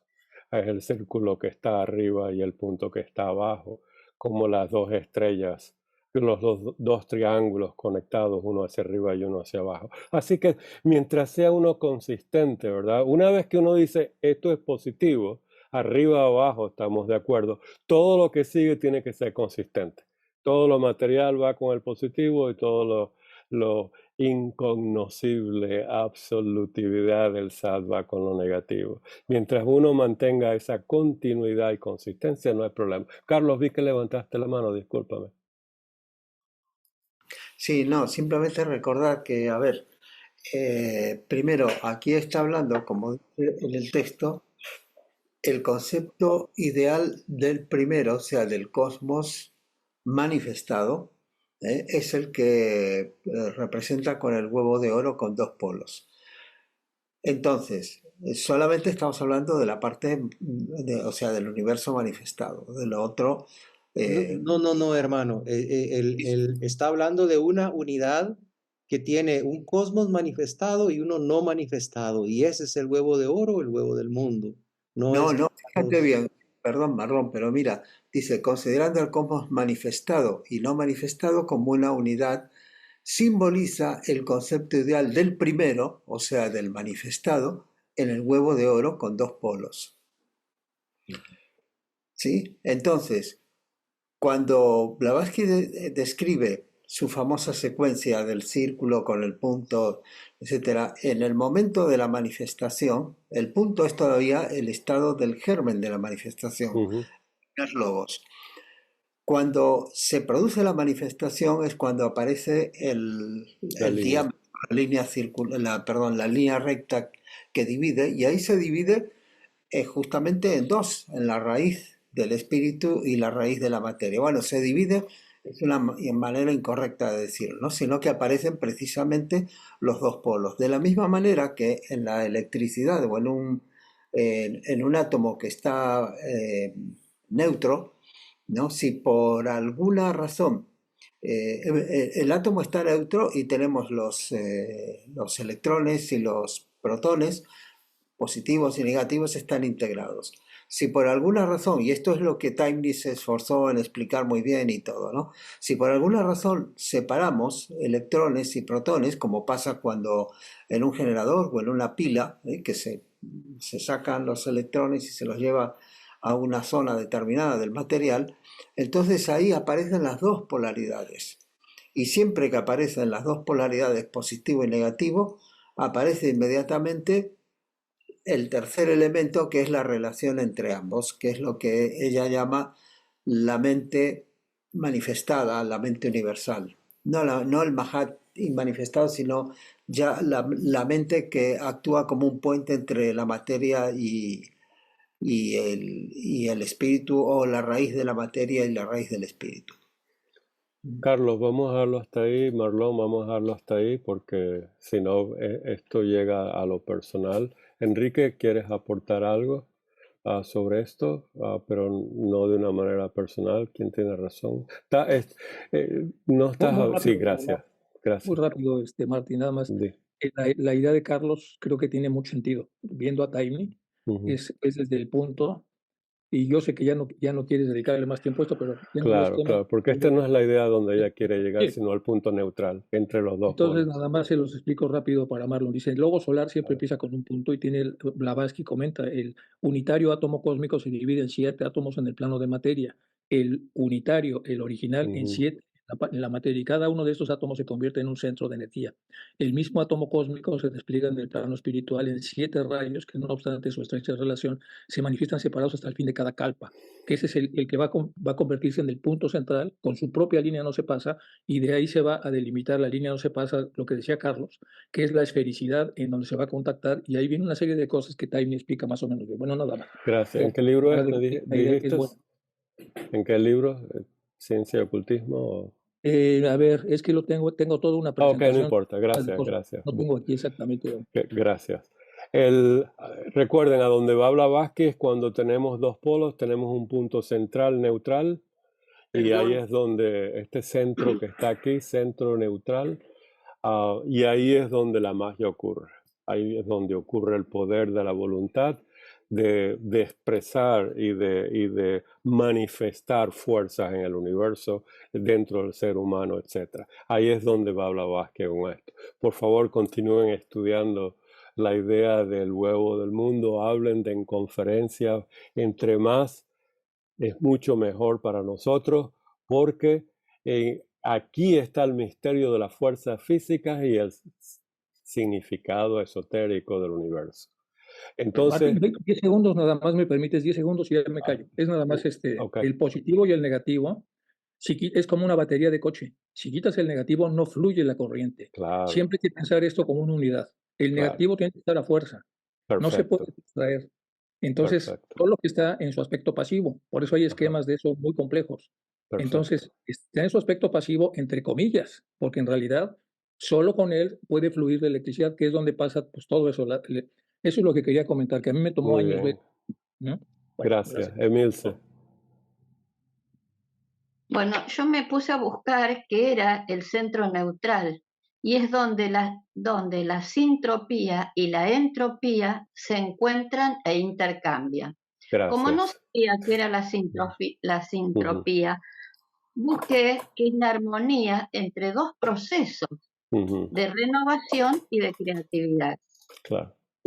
Para obtener, por ejemplo, en la agricultura, una producción más saludable. Y la entropía, que todos sabemos, es una ley de la termodinámica que mide la parte de la energía no utilizable para realizar un trabajo y se expresa como calor. Pero toda esa energía de un sistema aislado y cerrado se mueve de un estado ordenado a uno de mayor orden.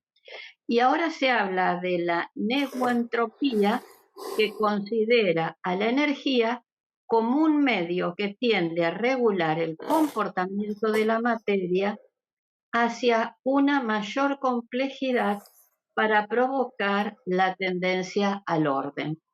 Gracias, muchas gracias. Seguimos. Continúa a ver. Cosa. Dígame, hermana. Yo quería decir que si os interesa el libro de Taimni, es El hombre, Dios y el universo. Creo. Okay. ¿Eh? Fabuloso. Vale. Gracias. Bien, entonces lo interesante que ella describe lo siguiente. No podemos decir si esto está conforme con la filosofía de Keely, lo que acaba de decir ella del huevo del mundo con los dos polos, etc. Ni la verdad importa ello mucho. Eso es desastroso, ¿verdad? No sabemos si esto está en conforme y ni la verdad importa ello mucho. Sin embargo, sus ideas sobre la construcción heteromaterial del universo se parece de un modo extraño a las nuestras, siendo en este particular casi idénticas. Recuerden que las palabras itálicas son de Blavatsky, que es lo que llama la atención. Cuando se estudia a Taimni, y no creo que ustedes van a estudiar a Taimni bastante o nada o lo que sea, recuerden que el vocabulario y las ideas que él presenta ahí se parecen de un modo extraño a las de la teosofía, casi idénticas. He aquí lo que se lee en el libro de la señora Bloomfield Moore. Recuerden que con su fortuna ella apoyó a Taimni. Y vamos a leer este párrafo. Si quieres, Emilce, por favor, una voluntaria, vi que levantaste la mano para que leas. Dime. Esta señora lo apoyaba a Keeley, no a Taimni. Pero bueno, está todo bien. Dije a Taimni. Sí, quizás Taimni fue la reencarnación de Keeley, ¿verdad? Bueno, el señor Keeley explica la manera de funcionar de su máquina diciendo: no se ha encontrado nunca el medio de inducir un centro neutral en la concepción las máquinas hasta hoy construidas. Si se hubiese conseguido, habrían tenido término las dificultades de los investigadores del movimiento perpetuo, y este problema habría llegado a ser un hecho establecido. Solo se necesitaría el impulso inicial de unas cuantas libras sobre tal mecanismo para hacerlo funcionar durante siglos. En la concepción de mi máquina vibratoria, no he tratado de conseguir el movimiento perpetuo, pero se forma un circuito que tiene realmente un centro neutral, el cual está en condiciones de ser vivificado por mi éter vibratorio. El cual está en condiciones de ser vivificado por mi éter vibratorio, y mientras se halla bajo la acción de dicha sustancia, es en realidad una máquina que es virtualmente independiente de la masa, entre paréntesis, o globo, lo que tiene lugar a causa de la velocidad asombrosa del circuito vibratorio. Sin embargo... vamos a dejarlo hasta ahí. Interesantes son varios puntos. Primero, la idea de Keeley de encontrar un centro neutral. Ese punto la haya. Eso es fundamental aquí. Ese es parte de lo que él quería conceptualmente hacer y se lo impidieron. Segundo, no se trata de conseguir el movimiento perpetuo. ¿Saben que hay un movimiento perpetuo? ¿Qué máquina tiene un movimiento perpetuo?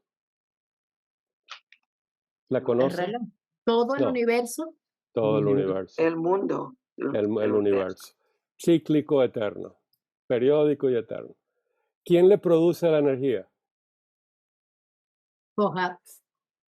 Sí, pero eso está dentro. El vibratorio. Eso está dentro, ¿verdad? ¿Quién le produce la energía? A ver, ya lo acabamos de hablar. El poder y la voluntad. Estuvieron hablando del huevo del mundo por horas, por decirlo así. ¿De dónde salió ese calor? De la voluntad del bien. Del sistema. Sí. De la voluntad del sistema. La emanación la irradiación de la seidad. ¿Está afuera o dentro del círculo?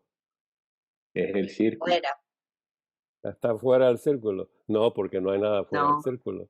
Es oscuridad. Dices del equilibrio de las dos fuerzas. Ahí viene el truco, ¿verdad? Entonces, tenemos un universo que nosotros tranquilamente decimos es eterno y perpetuo. ¿Sabemos lo que decimos? Absolutamente no. No hay ningún teósofo que lo pueda describir. Sin embargo, nosotros lo decimos, el universo es cíclico, eterno, la segunda proposición fundamental. Decimos cada barbaridad que no sabemos, y es una barbaridad porque lo estamos diciendo con un vocabulario que no entendemos. ¿Cierto? Lo decimos tan tranquilamente, el universo es eterno y periódico, leyendo el segundo fundamento, la proposición fundamental, y lo hemos explicado por 140 años en todas las conferencias. A ver, ¿quién lo explica? El gran aliento. Claro. ¿Está adentro o afuera? ¿Y el gran aliento está está dentro del universo o está fuera del universo? ¿Está en un estado de reposo? Está en todas partes el gran aliento. Muy bien, porque es absoluto y es abstracto. Permanente. Claro. Ahora, ¿cómo cambia de un estado a otro para que sea perpetuo? ¿Cómo Inspirando y cambia de expirando. Manvantara constructivo a un Pralaya que es pasivo y tranquilo? ¿Cómo cambia eso? La vibración. ¿Cómo cambia? ¿Qué es lo que actúa que cambia la dirección de la fuerza? Estamos explorando, ¿verdad? Estamos explorando. Estas son cosas que hay que pensar porque este es el tema que Blavatsky quiere en este momento que nosotros estudiamos. A ella no le interesa que lo que él hizo está cierto o no es cierto, pero tomó un vocabulario, tuvo una visión extraordinaria que no lo dejaron continuar. No lo dejaron continuar. Ahí es donde tenemos que ir con nosotros como estudiantes de ocultistas. ¿Ven cómo estudiar? ¿Ven cómo ver? ¿Ven cómo lo ven los gnósticos? Hicieron un truco terrible. Pusieron la culebra, la serpiente fuera del huevo. ¿Se acuerdan de eso? Eso es terrible. Porque fuera del huevo está la oscuridad, porque la oscuridad y el huevo es la misma dimensión. ¿Cómo hacen los alquimistas? Ponen su cocina afuera del huevo. Eso es terrible. Eso no es teosófico. A ver, tenemos a Guillermo.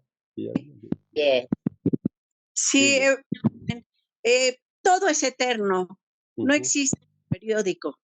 Es una ilusión que vemos que sea periódico, pero la forma de ser de la eternidad es eterno y manifestarse y dejar de manifestar y manifestarse y dejar de manifestar.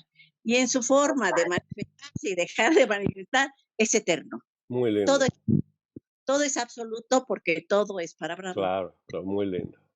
Es una visión, ¿verdad? Tienes una linda visión. Cuando alguien le expliquen la segunda proposición fundamental, paren y pregunten, ¿cómo es que el universo es periódico y eterno? ¿Es una máquina de movimiento perpetuo? Tenemos a Daniel, gracias, Guillermo. Martín, lo que preguntaste es cómo cambiaba la dirección, no son los polos del huevo. No solo, perdona, no te oí. Cuando estabas preguntando de qué cambiaba la dirección, los polos del huevo. Los polos cambian, ok. Los polos del huevo. Gracias. ¿Y qué hace que cambien los polos del huevo? Por eso cuando uno empieza a preguntar y va hacia adentro, hacia adentro, hacia adentro, llega un momento que uno dice Dios o dice uno no sabe. Una por una. Primero una, después la otra. Claro. ¿Verdad? El huevo o la gallina. Y bueno, esa es la idea que está presentando Blavatsky y nos quiere mostrar, ¿verdad? Cómo trabaja. Carlos, veo que tienes la mano. Disculpa que tu mano y la pared son del mismo color en la pantalla mía. Dime, Carlos. No, gracias. No. Que aquí quería referirme al tema del éter vibratorio que ha hablado aquí de este. A ver, cuando Kili desarrolló esto o hizo todo esto, que recordemos que al final de cuentas todo esto era un fraude. No lo olvidemos. Porque él al final se valía para todas sus demostraciones y todo se valía de un sistema de aire comprimido que tenía oculto en su laboratorio. Bueno, sabemos que él fracasó y que no podía suceder. Sin embargo, vamos a decir que tuvo una visión teosófica. Eso sí. Bueno, pero vamos a ver. Eso es lo que te quiero decir. Que si tú te quieres quedar con la idea que es un fraude, eso lo sabe todo el mundo. Pero es que, a ver, eso está comprobado. No hay religión más elevada que la verdad. Pero no estamos hablando de eso. Estamos hablando del estudio teosófico. Pero que hizo Blavatsky sobre Kili. Es un fraude, entonces. Entonces, a ver, cuando las ideas que él presentaba que eran bastante difusas, pero en la época que él hizo esto, estaba la teoría del éter luminífero, y es a lo que él se refería. En la teoría del éter luminífero, cuando una de las primeras ideas que tuvo Maxwell, mecanicista, para tratar, Maxwell, el que hizo la teoría el que sintetizó las ecuaciones que había del electromagnetismo en sus ecuaciones, ¿no? En su teoría electromagnética, al principio Maxwell había pensado, como se pensaba inicialmente, que la luz, que el electromagnetismo, o sea, la radiación electromagnética, o sea, la luz necesitaba un medio. Cuando estaba en el vacío, se pensó en esto del éter luminífero como un medio hipotético que llenaba todo el espacio y que servía para transmitir la luz. Como se encontraron con muchos problemas, surgió, y eso es lo que Blavatsky hablaba en algún capítulo anterior, creo que era el de los disfraces de la ciencia o algo así, que decía que sí, claro, unos decían, no, es que ese éter tiene que ser sumamente elástico, y otros decían, no, es que ese éter tiene que ser sumamente rígido. Y entonces Maxwell ideó la idea, valga la redundancia, ideó un modelo de que el éter serían como engranajitos que transmitían, rotando unos a otros, que se transmitían la vibración electromagnética. Después abandonó eso, y ya sus propias ecuaciones demostraban que la luz se puede transmitir como es una vibración, pero de campos, no es mecánica. Entonces, ¿qué pasó? Que con el éter luminífero, lo que pensaban que si tenía una gran densidad, y ahí es donde estaba la idea de Keely, que él podría sacar un provecho de esa gran densidad o de esa gran rigidez, de esa gran energía almacenada en ese hipotético éter luminífero. Y ese es lo que él hablaba del punto neutral, y de fraude. Sí, pero, a ver, un fraude, cuando él lo quiso instrumentar, eso era un fraude, pero es que él, a ver, hay que pensar también que él era lo que se llamaba, igual que Edison, un inventor, no era un científico. Entonces él ideaba cosas, pero no tenía un sustento. Bueno, me gustaría explorar contigo lo siguiente. Si tú tienes una visión de que hay algo que no es físico, ¿verdad? Y has estudiado teosofía, ¿tú hablarías de un éter teosófico? Si yo tú hablas del éter, ¿verdad? Y no explicas lo del luminoso, luminósfero. O sea, nosotros hablamos de éter, ¿verdad? Y eso es producto de una visión, ¿verdad? Sobre eso sí, aunque... Entonces vamos, esto sí o no, esto es Platón y Glaucón. Entonces, nosotros hablamos de éter, ¿verdad? ¿Qué vocabulario tienes en el 1880? Dime.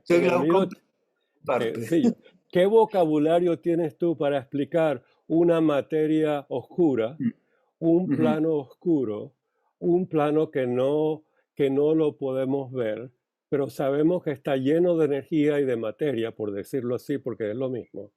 Pero la única palabra que tienes a la mano es éter. ¿Qué vocabulario usarías? Pues lo que te quiero decir es... Campo, materia sutil, eso es lo que él usó, éter vibratorio. Él tuvo una visión que los maestros dijeron que esa visión es bien negativa para la humanidad, porque si la llega a tocar, a descubrir esa materia negra, ese campo de actividad, que no tiene nada que ver con lo que estás explicando, porque sabemos que eso no existe, el éter luminoso donde la luz viaja. Sin embargo, sabemos que la luz viaja a través de un vacío, que sabemos que hay 7 capas en ese vacío. Teosóficamente, sabemos que hay akasha, sabemos que hay un mundo astral, sabemos que hay un mundo mental. Sin embargo, usamos las mismas palabras. Todos los libros de ciencia y metafísica usan las mismas palabras. Lo que pasa aquí es que él tuvo una visión, y es lo que quiero darte a ti y a todos los demás. Él tuvo una visión que es tan teosófica, ocultista y mágica, por decirlo así, esa magia ceremonial. Una visión que, aunque usó palabras que usa Blavatsky, éter, que usaron los antiguos hindúes, éter, que usaban los antiguos griegos, éter, pero no tenía otra palabra. Imagínate que él estuviera hablando de la materia negra, de la energía negra, oscura, como la llaman hoy en día. ¿Qué palabras podría usar en esa época? Éter. Ese es el problema. Eso es lo que está diciendo. Independientemente que si fuera cierto o no, lo que él vio, lo que con la imagen que tuvo, si lo llega a hacer, tocaría ese mundo energético, material, que es desastroso. Y eso es lo que Blavatsky nos está mostrando.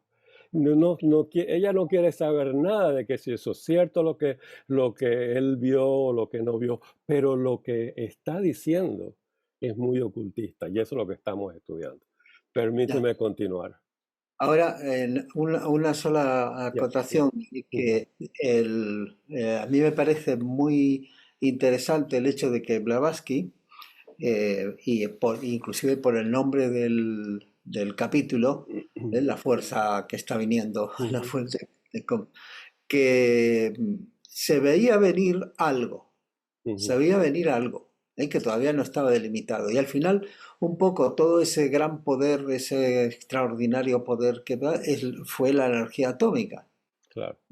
Y entonces está bien, no estaba relacionado con la energía atómica, todo eso se descubrió, pero faltaba poco, porque fíjate que en 1905 fue cuando Einstein sacó el paper que decía que la energía es igual a la masa por la velocidad de la luz al cuadrado, y el equivalente entre masa y energía, y entonces realmente ahí es donde se le daba la razón, porque Blavatsky algo veía, algo está pasando, algo se está gestando.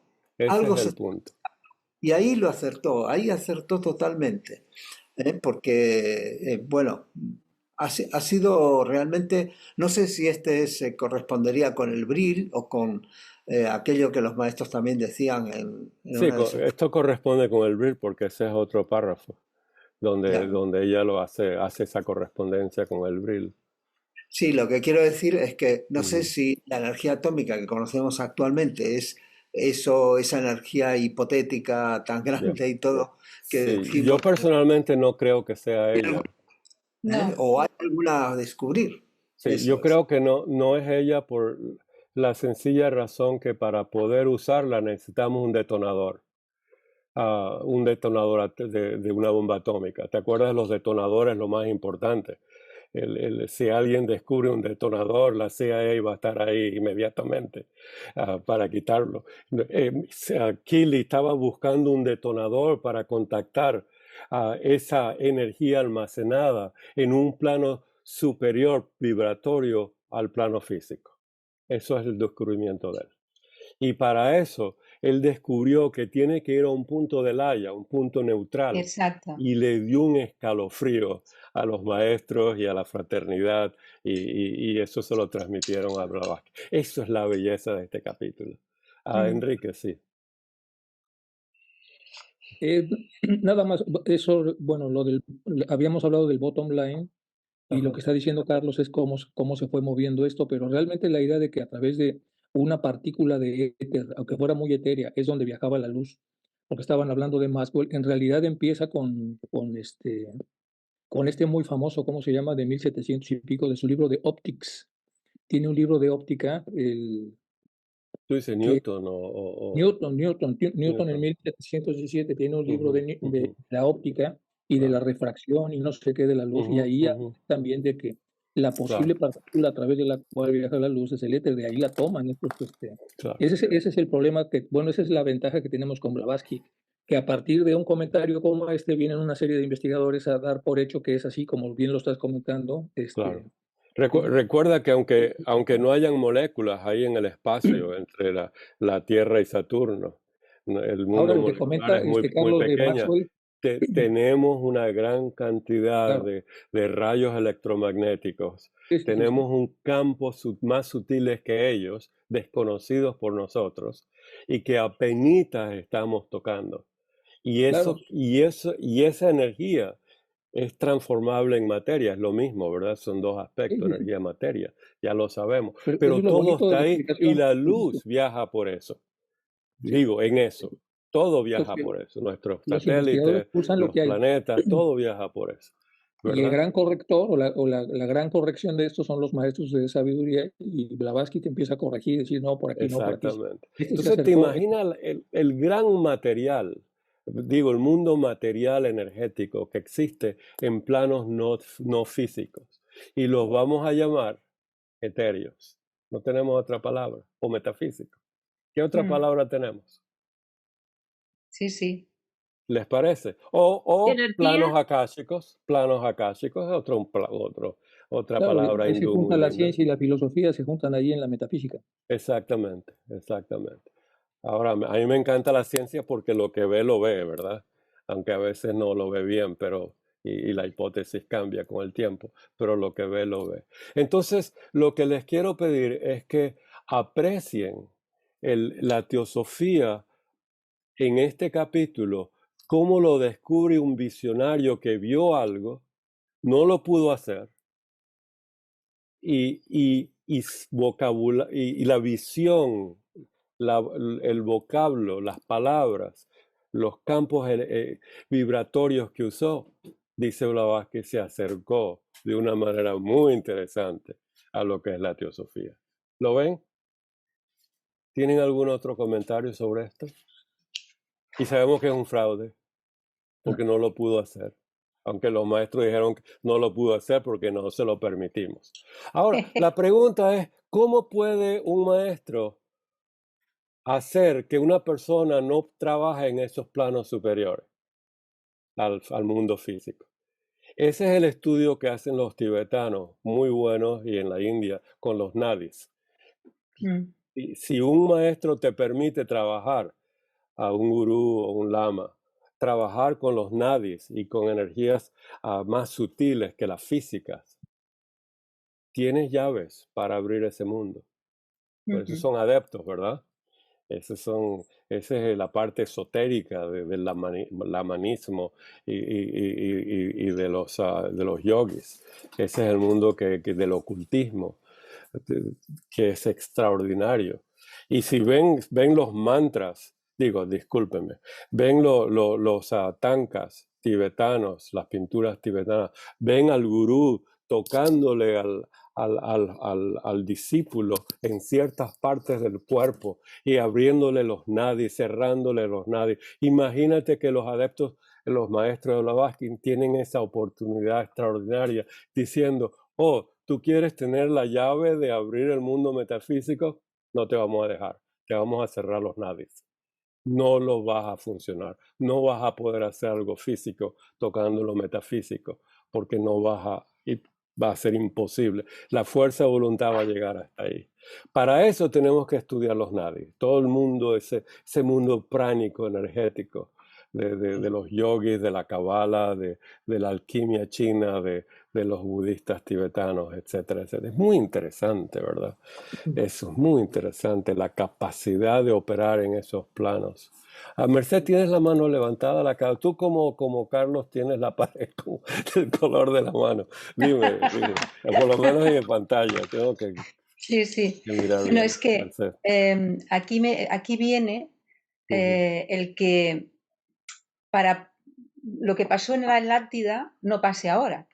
Entonces, ahora, en este momento, solamente los seres humanos que van de una manera proporcionada, siendo cada vez menos egoístas, vamos a decirlo la palabra más fácil, ¿no? Y cada vez pensando en toda la humanidad, por el bien de la humanidad, pueden llegar a eso. Claro. Que si no, imagínate, o sea, estaríamos otra vez en lo que pasó en la anterior, claro. ¿no? Y quizás, y espero que no sucede, que tenemos una guerra termonuclear entre todas estas naciones y destruimos o retrasamos la evolución humana, por decirlo así, ¿verdad? Lo que necesitamos es las miles de bombas atómicas, sacarlas. Eso es un desastre. Fuerzas así son un desastre. Miren, la línea clave aquí es: necesita que se le suministre éter vibratorio para construir un motor independiente. Aunque Blavatsky declara dice aquí que independiente en cierto sentido, pero no sin conexión con ella. Conexión, esta es la clave. Suministrar con conexión ese éter vibratorio necesita tener la capacidad de trabajar con los planos más sutiles de los principios humanos y no se lo dejaron. Ese es el punto que va a decir que trabaja. ¿Lo ven? Trabajar con el éter de la manera que sea. Imagínense que ustedes quieren mover un lápiz a distancia. Tienen que trabajar en un plano de actividad, con un poder de voluntad, con saber cómo respirar y adaptar la mente, la voluntad a mover telequinesis, etc. Y un maestro puede operar en ti para cerrarte. ¿Lo ven? Eso es lo que pasó aquí. Fíjense bien, suministrar, y Blavatsky dice, pero no sin conexión. ¿Ven las palabras? Ahí es donde está la magia de este capítulo. Emilce. ¿Será que nosotros debemos ser lo suficientemente humildes como para no creer que al tener un poder así podamos mover el mundo? Y tenía otra idea que se me fue, pero me parece en realidad tan maravilloso el aceptar las jerarquías, donde a los que como yo no están muy evolucionados, pueden ir sacando un poquito el velo para poder comprender cuál es nuestro trabajo. Nosotros somos los obreros, yo me considero una obrera, no soy un constructor como jerarquía. Entonces, ¿qué puedo hacer yo? Cuidar mi pensamiento, estar atento. Y ahí eres una constructora como la jerarquía. Sí. Bien, tocaste temas muy, muy interesantes también. Y en esos temas está la idea de los maestros de salvar a este mundo. Y la idea de la fraternidad universal es lo único que puede salvar a este mundo. Tener la conciencia que todos somos uno, ¿verdad? En idea y una humanidad. Humanidad, la idea de los humanos. Es la única manera de salvar. Porque si no, lo que dicen algunos científicos es lo que va a ocurrir. La única explicación que yo tengo es que por qué no hay comunicación, que no tenemos señales de otros planetas, cuando llegan a la evolución del ser humano se aniquilan entre ellos. Y ahí vamos nosotros. Entonces, los maestros tienen la función de decir, por favor, sean fraternos. Aniquilación mutua, suicidio mutuo, eso no sirve para nada, no lleva a ningún lado. Entonces, ahí es donde tenemos que cada uno de nosotros tener un centro de armonía, de equilibrio, de servicio, de humildad, ¿verdad? De comprender estas fuerzas extraordinarias. ¿Por qué? ¿Por qué creen que un Tesla murió abandonado, pobre, etcétera, etcétera? Por lo mismo de un Kili. ¿Por qué creen que Arquímedes, que dijo que podía destruir y mover la tierra, lo mató un soldado que ni tenemos el nombre de él en la guerra fenicia? Mira, esta gente que toca estas cosas, no sabemos qué pasa, pero lo importante teosóficamente es esa armonía interna y esa fraternidad. Moralidad por encima de todo, éticas, el estudio de las paramitas, ¿verdad? Y ahí es donde vamos. Lo que estamos estudiando aquí, ¿verdad? Es ese momento histórico que ocurrió en Filadelfia con Kili, el vocabulario que él usó y que entendió que podía usar para hacer esto, y de acuerdo a la historia teosófica no lo dejaron. Y aquí están las palabras del suministre. Y Blavatsky dice, sin conexión eso no ocurre. Y esa conexión te la vamos a quitar. Entonces, un párrafo más, por favor, Emilce. Pues, vi que levantaste la mano de voluntaria. Sí, este párrafo, por favor.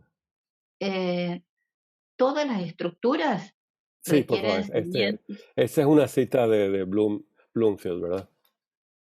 Todas las estructuras requieren cimientos de una resistencia proporcionada al peso de la masa que deben soportar.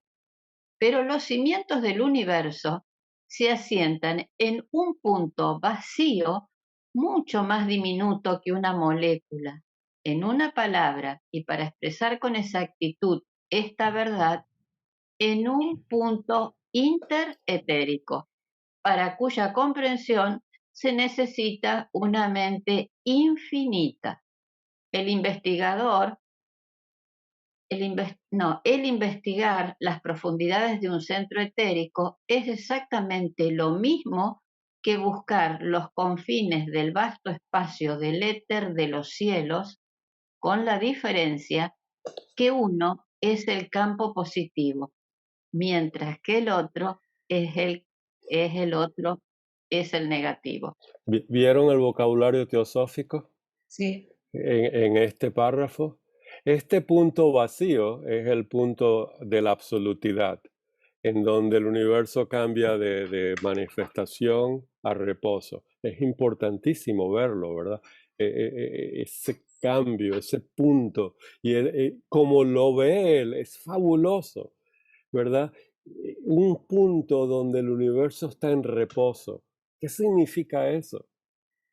En nuestra mente teosófica. Esto nos debe llevar a un romanticismo fabuloso, teosófico. No tengo palabras para describir. Ese punto de laya, ese punto de la nada, mucho más diminuto que una molécula, que un átomo, que un punto. ¿Cuál es la dimensión de un punto en un círculo? No tiene dimensiones. Esa es la definición de un punto. No tiene dimensiones. Cuya comprensión se necesita una mente iluminada. Manas Tayyasi, o en inglés. El investigar las profundidades de este centro etérico, recuerden, no tiene otra palabra para usar, es exactamente lo mismo que buscar, mire qué teosófico es esto, los confines del vasto espacio infinito, omnipresente, incognoscible del éter de los cielos, Akasha para nosotros, Mahat para nosotros, con la diferencia, y ahí está de la polaridad del huevo del oro. Elsie, por favor. Y con esto terminamos hoy. Elsie. No podía abrir. No, decía el punto vacío, ¿no? Lo que acabas de leer, Emilce. Es donde el universo queda en reposo. Es el punto laya, pero el punto laya es el punto vacío, pero en ese vacío está lleno de información, ¿no? Porque tendrá que reproducir en el siguiente Manvantara todo lo que había dejado stand-by, ¿no? Claro. ¿Sabes? Perfecto. Perfecto.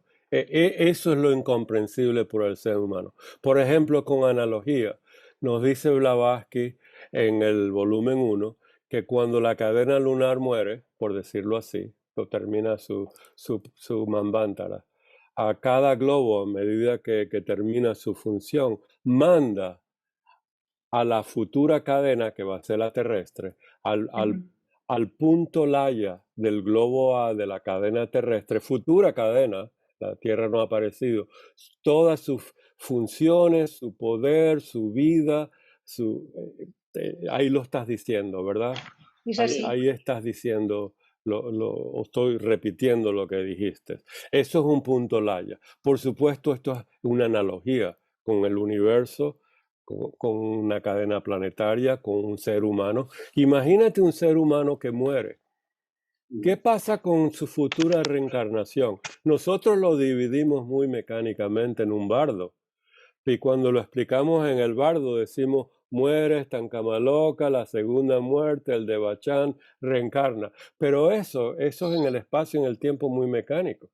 Si usamos la analogía, en el momento que una persona muere, manda uno, como dice Platón antropomórficamente en el libro 10 La República, manda toda su aspiración a la próxima vida. Ya hay una conexión extraordinariamente metafísica, imposible de describir, ¿verdad? Todavía no tenemos estas palabras, pero tenemos ahí una descripción análoga de un universo, gracias hermana, a un sistema planetario, cadena planetaria, a un ser humano. Entonces podemos comprender un poquito mejor. Por eso que en Platón le dediqué todo 1 hora y media al estudio de la analogía, porque esa es la analogía que nos da Blavatsky en la doctrina secreta. Y en la herramienta tenemos que aprender a usarla. Estudiando cómo la cadena lunar reencarna, por decirlo así, porque no hay carne en la Tierra, ¿verdad? Reencarna o se manifiesta en la cadena terrestre. Análogamente, los 7 principios en el ser humano van a aparecer uno a uno en los 7 globos, en los 7 principios, y aparece el nuevo feto, ¿verdad? En la barriguita de la mujer. El próximo Algo bebé así, que ¿verdad? nacerá. Sí, sí, Entonces, sí. ese es un lindo trabajo teosófico. Esa es la investigación de las leyes de la naturaleza que no se han investigado del tercer objetivo de la sociedad teosófica. Esto hay que hacerlo, ¿verdad? Y no se hace, o quizás se hace, yo no estoy, no sé. Pero bueno, miren la analogía. Aquí lo importante de esto es ver cómo una persona tuvo una visión de un invento que fracasó y defalcó a bancos y a gente, y la gente se frustraron y le querían pegar un tiro, todo eso. Pero hay algo teosófico detrás de esto, y eso tenemos que nutrirnos nosotros. ¿Lo ven? A ver, un comentario más y terminamos hoy. ¿Alguien? Emilce, sí, por favor. A ver, esas aspiraciones que queremos para la próxima vida que nos llevamos, es lo que nos hace reencarnar. Entonces, nos dicen, por otro lado, que no debemos tener esos apegos. Entonces, sería correcto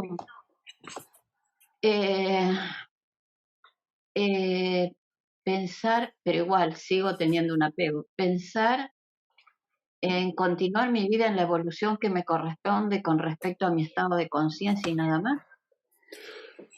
Bueno, esa es una pregunta muy interesante. Poquito que ver con lo que estamos estudiando hoy, pero todo está relacionado porque todo es teosofía, ¿verdad? Cuando tú dices que tú vas a reencarnar, dijiste que son por las aspiraciones, ¿verdad? Pero en realidad es el apego a la vida, ¿no? Es el tanja, ¿verdad? Y tu karma, el pasado, ¿verdad? Todo lo que has hecho, que tienes que estás buscando equilibrio y armonía en las vidas futuras, porque en el Devachan lo único que vas a equilibrar y armonizar es tus sufrimientos y tus buenos pensamientos y buenos deseos. Esos son por eso vas al Devachan, pero una vez que vas al Devachan vas a reencarnar. ¿Por qué? Porque tienes un karma y tienes apego a la vida. Las aspiraciones, cuando las produces mentalmente, te van a dar un Devachan muy lindo. Y recuerda que en esa aspiración que tengas, inclúyeme a mí, que yo tengo un buen vocabulario para explicar buenas ideas. Entonces, me va a ayudar mucho. Para que me ayude a mí.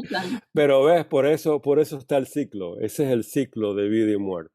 Blavatsky en la clave nos explica que el tiempo de esos periodos es por el karma.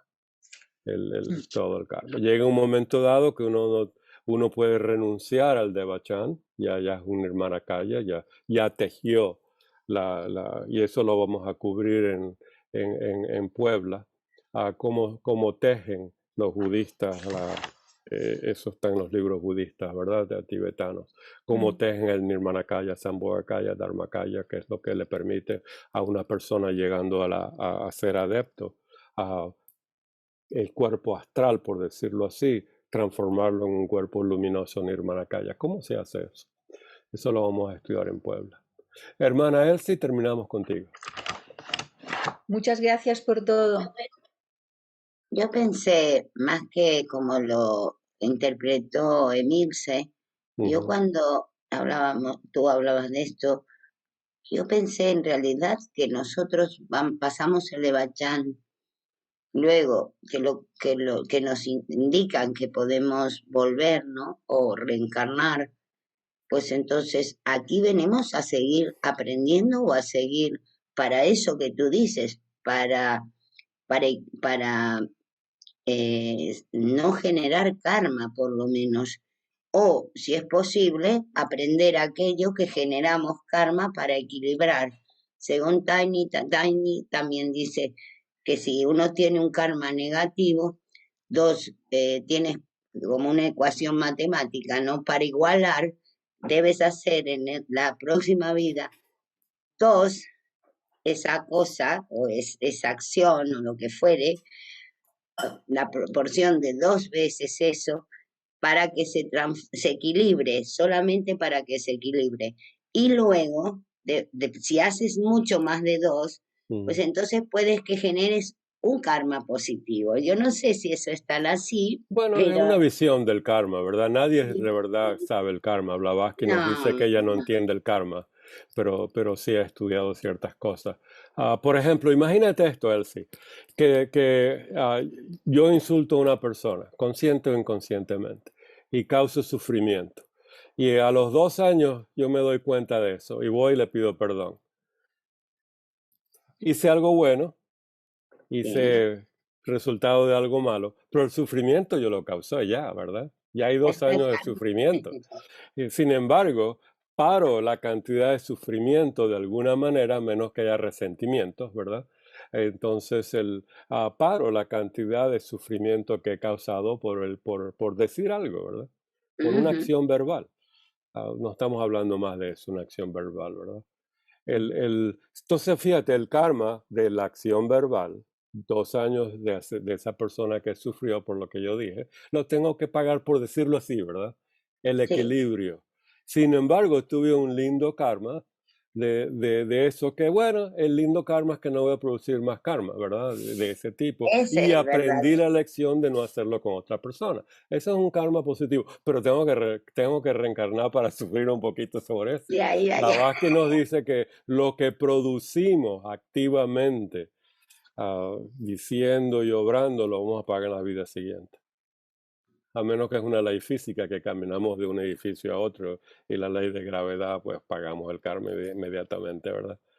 Pero, en fin, es muy interesante todo esto, ¿verdad?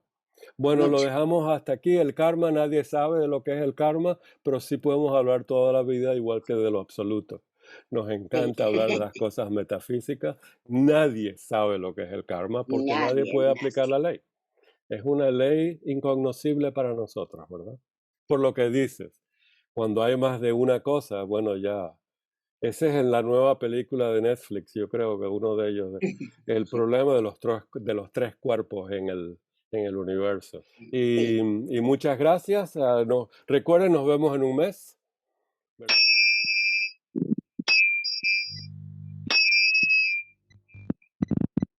Bueno, muchas gracias a todos.